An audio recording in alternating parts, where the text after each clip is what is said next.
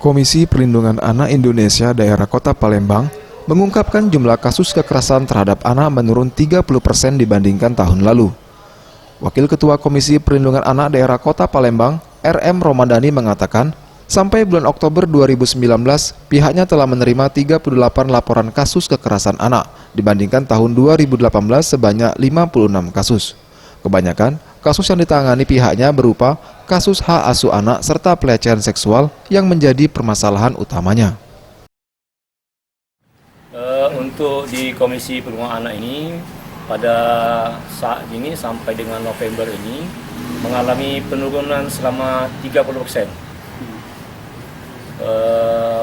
Pada bulan ini saja, di bulan Oktober ini kita baru menerima 3 kasus. 3 kasus dari awal tahun? Enggak, selama di bulan Oktober. Total kasus berapa? Kisaran sampai 38 kasus. Dirinya menambahkan, pihaknya akan berupaya melindungi hak anak sesuai dengan undang-undang yang berlaku. Segala bentuk kekerasan terhadap anak akan ada sanksi yang diberlakukan. Tim Liputan, Sriwijaya TV.